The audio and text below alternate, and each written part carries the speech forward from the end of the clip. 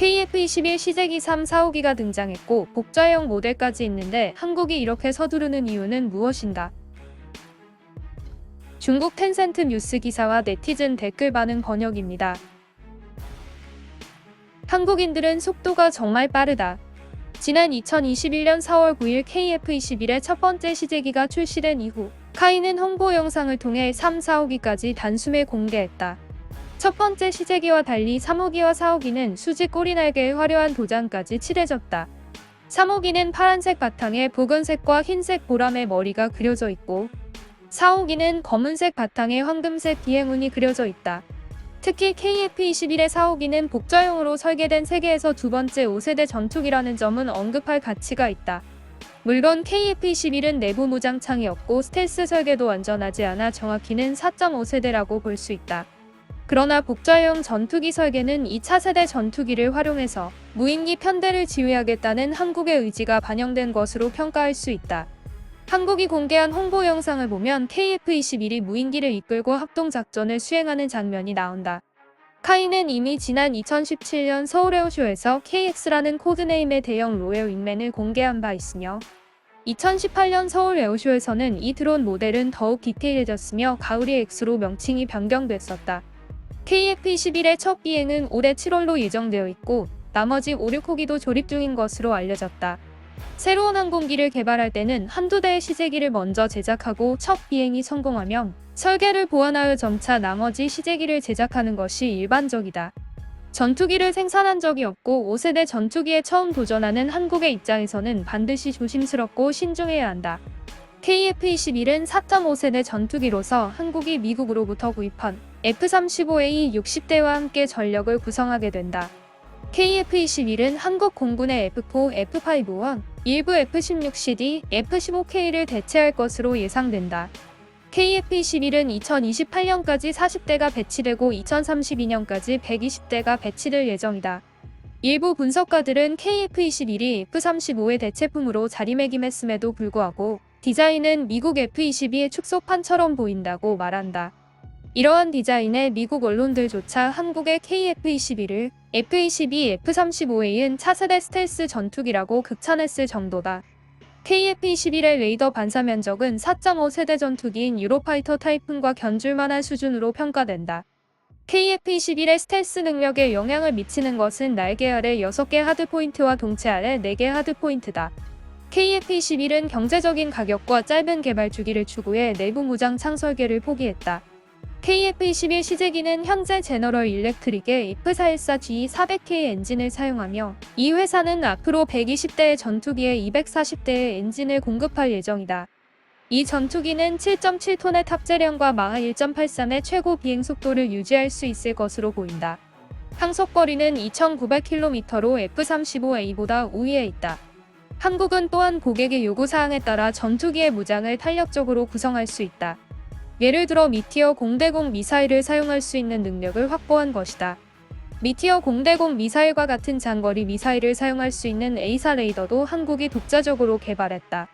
이 A4 레이더를 통해 수백 개의 지상 표적을 동시에 탐지 및 추적할 수 있으며 1m 미만의 표적을 선명하게 감지할 수 있고 최대 탐지 거리는 200km 정도이다. 한국은 A4 레이더를 자체 생산할 수 있는 세계에서 몇 안 되는 국가 중 하나이며 한국의 전자기술이 상당히 우수하다는 것을 알 수 있다.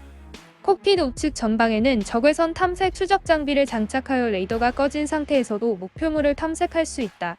이외에도 전자광학 표적 추적 장비, 통합 전자전 장비 등을 탑재하여 전투기의 상황 인식 및 전장 대응 능력을 향상시켰다.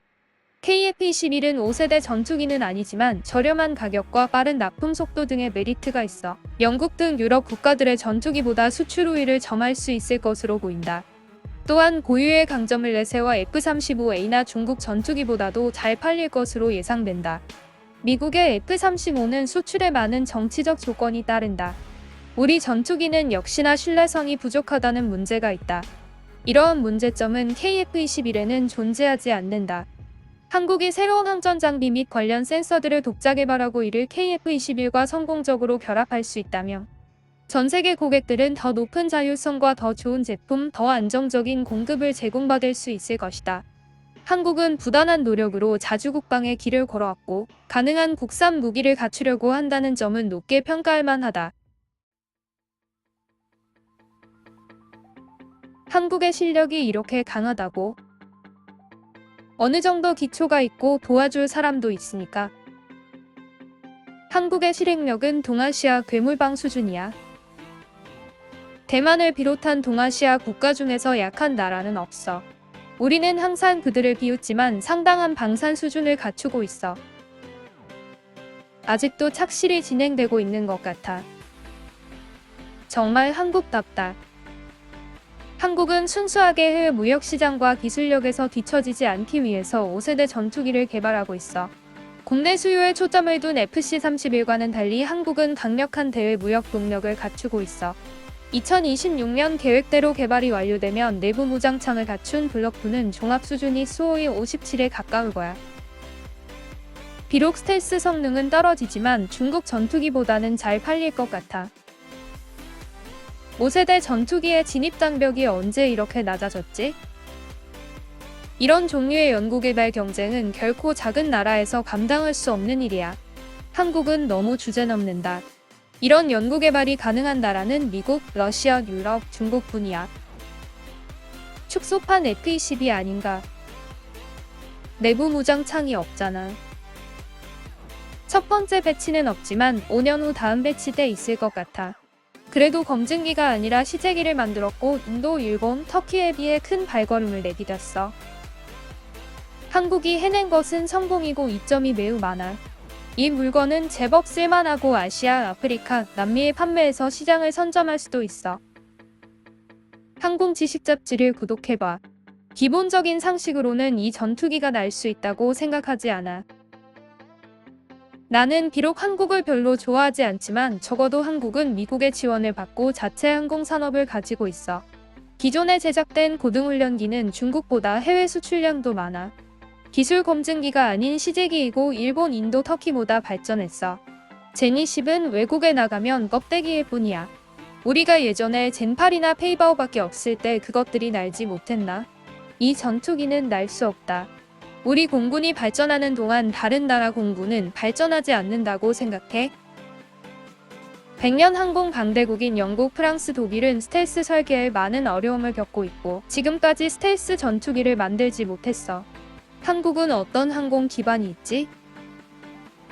설계 초기부터 내부 무장창을 고려하지 않았고 스텔스는 100% 불가능한.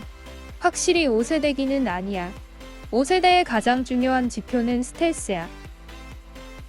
발표회와 에어쇼에서 모두 내부 무장창 업그레이드 계획이 있다고 밝혔어. 한국은 기술력이 좋고 외관도 좋아 보이네.